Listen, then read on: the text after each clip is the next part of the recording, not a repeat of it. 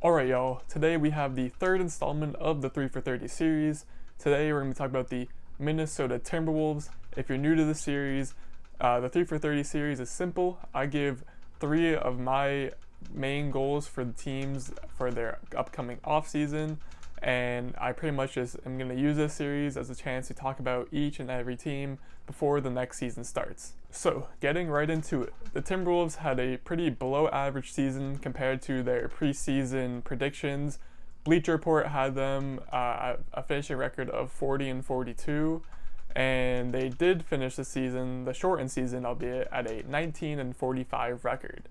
So very underwhelming for compared to the preseason projections, but there are many reasons for that, which I'll get into a little bit later. But to start, first point that I want to talk about for the Timberwolves this offseason is the first overall pick. Obviously, they were lucky enough to win the draft lottery, and they will have the first choice of the upcoming draft. Now, unfortunately, this year is not a top-heavy class, as I've talked about in previous videos, so there's not very many superstar potential players, but that doesn't mean that there aren't plenty of other players who can help immediately or can be a role player in the long term, and that's exactly what the Timberwolves are going to be looking for. Minnesota's already found their star player in Karl-Anthony Towns. Whether you believe he can be a number one on a championship team is up to you. I personally don't think so as of now. Maybe he can grow into that player, but luckily for Minnesota, they also have a great point guard in D'Angelo Russell, who they just acquired in a trade from Golden State. They got rid of Andrew Wiggins, and after that trade, there actually at the entire trade deadline there was a lot of turnover for the Timberwolves, and a lot of stuff happened with them. But they have the chance now to bring in another young, potentially star player who they hope can grow and fit well next to both Cat and D'Lo.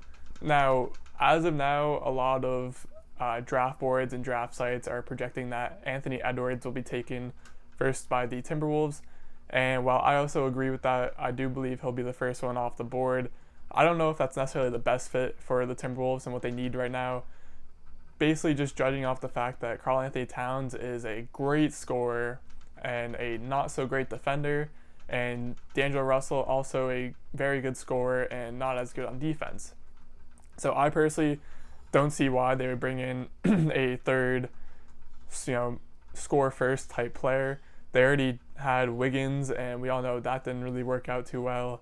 So Anthony Edwards, I just don't know if he's going to be the best fit for them. Some guys who I like better than him at that pick for the Timberwolves are guys like Onyeka Okongwu or Isaac Okoro even, which is unfortunate because on many consensus among many draft boards is that they're not, there may be a top 5 talent in this entire draft. So it wouldn't make much sense to take him at number 1, which brings me to the point that, much like with the Warriors, there aren't any teams who necessarily want to trade up to the number 1 pick right now. So the Timberwolves are stuck in a situation where it's, do you take the best available talent, or do you try and take more of a risk and take someone who you think is going to help your team or be a better fit for the team? I think Timberwolves are going to play it safe and just go with Anthony Edwards. While we're on the topic of draft picks, last year's draft pick for the Timberwolves, Jarrett Culver, has not really had the exact season that you would have expected from him. Defensively, he's been great, more than what you've wanted, honestly, but on the offensive end, he has struggled mightily. Over the course of the season, he averaged 9 points per game on 40, 30, 46 shooting splits, which is abysmal, especially for someone who was a very good offensive threat at Texas Tech in college. So it's a little confusing how he can be such a good scorer at one level, and I understand the NBA is a whole different game, but hopefully he can figure it out soon because he's very much worth your while on defense. It's just going to be a matter of him getting comfortable, getting into the zone, whatever he needs to do to be successful on offense as well. I think he'll make it there, but again, it was just a bit shocking. I know Minnesota fans were not happy with his play at all. I personally loved Culver for one reason this season, and that was this amazing clip when he dunked on Robin Lopez, and then after the dunk and one of the instant replays, you can clearly see him saying, "How my dick tastes" to Robin Lopez, which then set off a few technicals and stuff, but who really cares? That was an awesome moment, and it was easily a top moment for me from this past season, just because of how clearly you can hear him say it. It was just funny. Now, moving on to point number 2 for the Timberwolves. I got it right here. Re-sign Malik Beasley. Malik Beasley was an absolute animal once he got traded from Denver. He unfortunately got lost in the rotation for the Nuggets. They have a ton of great 3-and-D wings like Will Barton, Torrey Craig, Gary Harris, Jeremy Grant. They have all those guys who were getting minutes over him. But Malik Beasley finally got an opportunity in Minnesota after the trade, and he was absolutely killing it. With Minnesota, he averaged 20 points per game on 47, 43, 75 shooting splits, which is great for a third option when you have D'Lo and Cat who can handle the rest of the scoring. To have a third guy who can score 20 points per game and play great defense, that's amazing. I mean, that's what you would love to get out of the first pick that the Timberwolves are going to have this season, but they already have it in Malik Beasley. So, just the more the merrier, I guess, for them. But again, Malik Beasley was incredible. He is a restricted free agent, so they will have to match whatever offer is sent to him by other teams. And if I'm the Timberwolves, I'm not sure what the cap will be, because obviously if someone throws like a max contract on him, you might hesitate on that one. But in my opinion, they should try and match whatever offer comes up for Malik Beasley, because he has been that good of a fit for them. He played that well for them in the last few weeks and games of the shortened season. He was truly incredible. One thing that might make re-signing him a little more difficult is if James Johnson, who currently has a $16 million player option with the Minnesota Timberwolves, if he were to accept that, which I am pretty sure, almost 100% sure that he will, because no one else should be throwing $16 million at James Johnson, who is a role player at best right now, maybe a starting caliber player. But either way, his $16 million might cut into the Malik Beasley funds, but either way, whether he takes his player option or not, Timberwolves should for sure match almost anything that is sent towards Beasley's way. And then my last point, third point for the Minnesota Timberwolves this offseason is to just simply let it unfold. Now, I know that they had a very rough season this past year.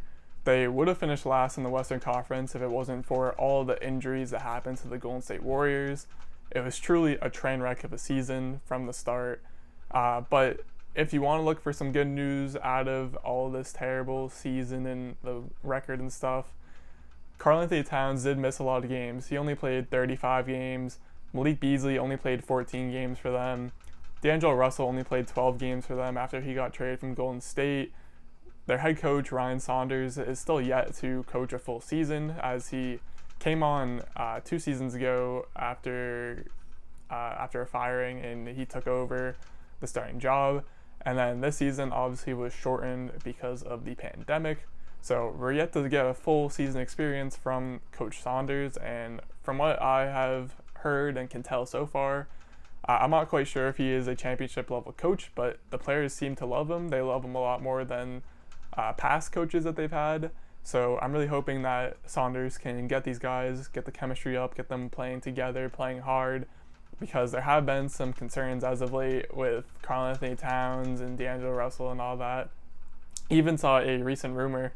I know Hoop Central on Twitter, they had a tweet about it that said a great NBA player close to Karl-Anthony Towns apparently has come out and said that Cat is as good as gone from Minnesota once his contract is up. So we'll have to wait and see, but I mean, who knows? I wouldn't be surprised at all if Cat left. Minnesota's been a pretty terrible franchise ever since KG took them to the playoffs, and there hasn't been a whole lot happening there since. Their owner's in the midst of trying to sell the team.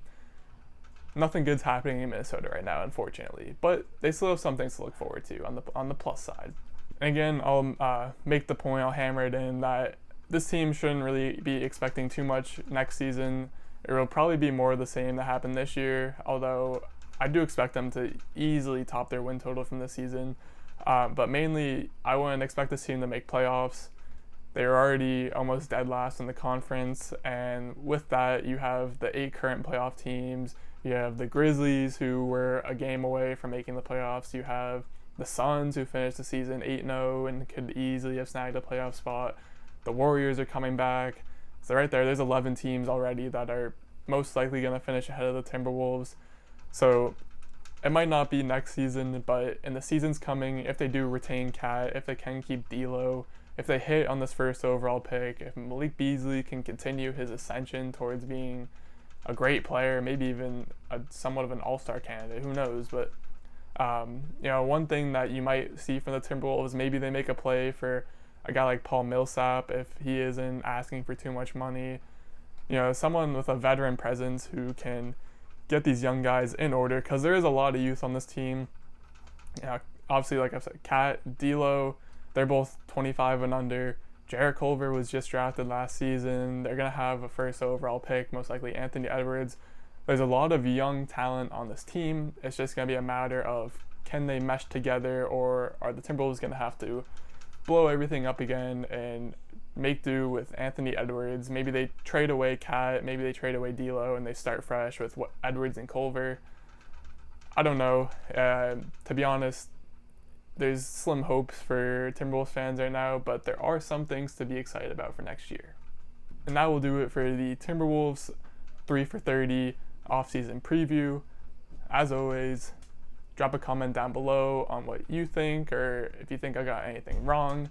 Again, leave a like, subscribe, all that good stuff, and thank you.